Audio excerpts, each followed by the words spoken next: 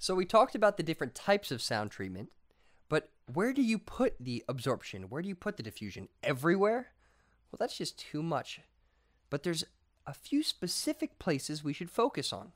And those are the early reflections, or the first reflection. So let's talk about this. Let's say you're the speaker or the monitor in the room, and the sound is coming right out of you, the camera, to me, the listener. Well, what are we, say, 5 feet away? That may take approximately, 10 milliseconds for the sound to get to my ear, because sound travels at the speed of sound.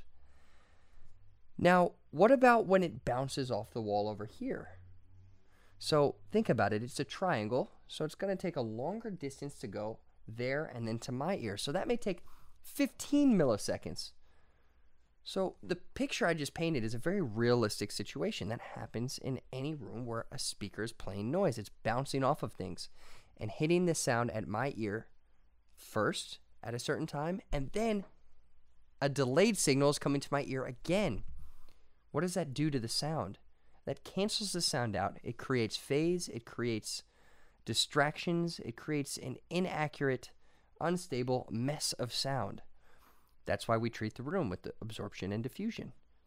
And that's why we first treat it at the early reflection points, the first points where the sound bounces directly off. So how do you find those spots in your room? It's really simple and really cool trick. You take a mirror, have a friend hold it up against the wall flat and move it along.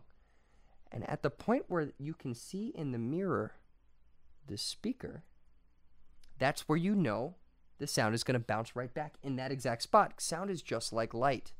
It transfers at the same angles, different speeds. So at that moment on the wall, take absorption and place it right there where the speaker is seen in the mirror.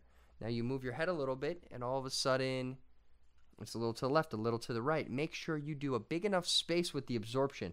So not just in one little spot, but give yourself some headway so you can move around and you still cover the absorption. You do that on the right side, you do that on the left side. Where else is it going to hit?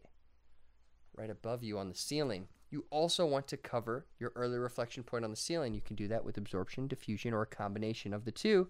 And we have some really cool links in this video to show you just how to do that and what materials to use. But there's one other spot that people tend to forget about. Right on your desk. Yep, it actually bounces right off. So if your desk is slightly angled, that can help diffuse the sound and reflect it in a point where it doesn't hit your ear. Just tilting your desk the slightest amount can make a large difference in how the acoustics of your room are perceived. So, early reflections. Now you understand where to absorb, where to diffuse. Follow the link, try it yourself. I guarantee it'll make a big difference in your room. Get it? Got it? Good.